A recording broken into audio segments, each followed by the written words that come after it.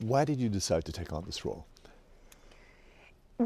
I've been having a conversation for, I want to say, maybe 3 years with Universal and Donna Langley, and every time I saw her, we know each other, and every time I saw her, she would kind of like just loosely throw, like, you should come and do a Fast and Furious film with me, and you should, like, we need a kick-ass female villain, and you would be perfect for this. And we just kind of kept talking and talking about it, and then I finally got a call from her that was like, no, this is for real now. We're making it. You have to come and do this with us. And I loved her enthusiasm about it, and also just her freedom in really wanting to push the envelope and create a female villain that's never been seen before. And I know that sounds so outrageously hoity-toity, but it was great to really have the encouragement to try and do that. How did you go about?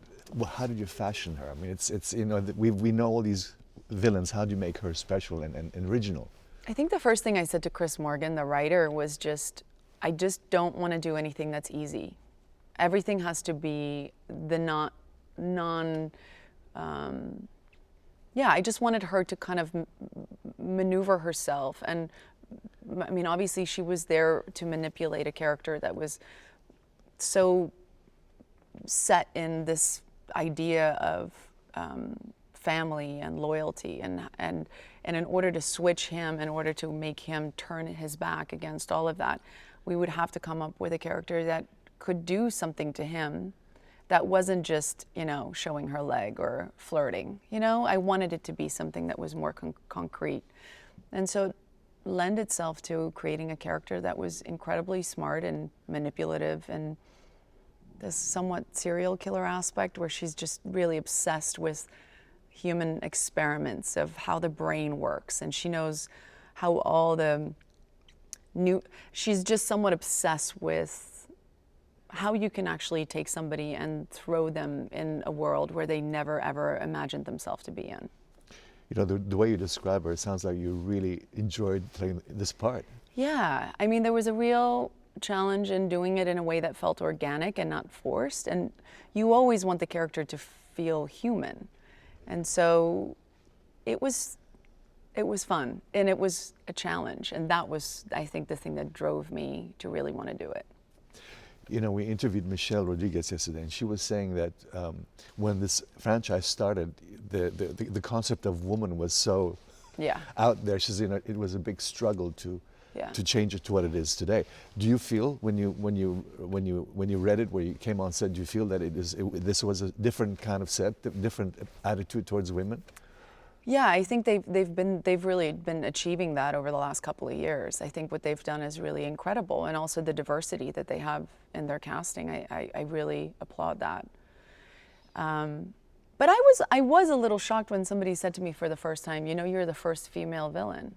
That was a little, you know, you go, well, really? Like, how is that possible? We're the most awesome villains. Like, how have you not had one of us? So hopefully now they'll have some more female villains in it. So there's still barriers to be broken. Yeah, but the female cast in this franchise is so great, and the chemistry that they have with each other and the rest of their castmates is something that I really admire, and also have a real appreciation for, because it's so hard to get that many people together to have that kind of chemistry with each other, and they all have that. You know, I was just listening to a Tippi Hedren interview the other day on the radio, and it is just amazing how things have changed in this town. Yeah. When you look at the changes, how much more is there to go? A lot, yeah. I think that we find ourselves in different circumstances. So I always find myself in this weird place when I talk about it, because I am in my 40s, and I am working more than I've ever worked in big films, and I am,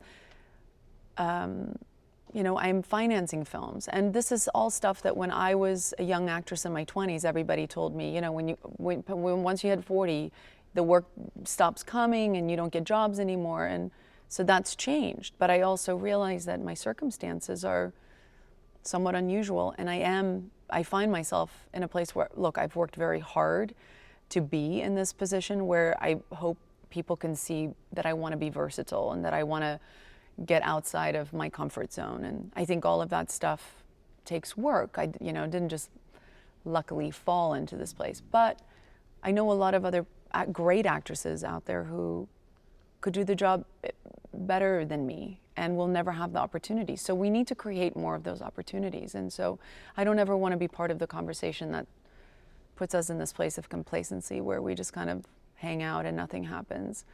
I'm very grateful for how fortunate I am, but I know that that's not the case for everybody else. Do you feel that your work is getting better and better? Are you satisfied with your work? Yeah, I mean, I guess, like, look, it's, anybody can have a different opinion about this, but for myself, there's a satisfaction in just knowing that I'm wiser. The older I get, the wiser I get, and I have more to pull from than I ever did in my 20s. I have more experiences, I have more knowledge, and I also just, I have more of an understanding of the technical aspects of filmmaking that I never had in my 20s. And I don't necessarily think those things kill the magic that you're trying to create as an actor. I think they actually help you. So all of those things I look at as a positive, and I still love it, if not more than I did in my 20s.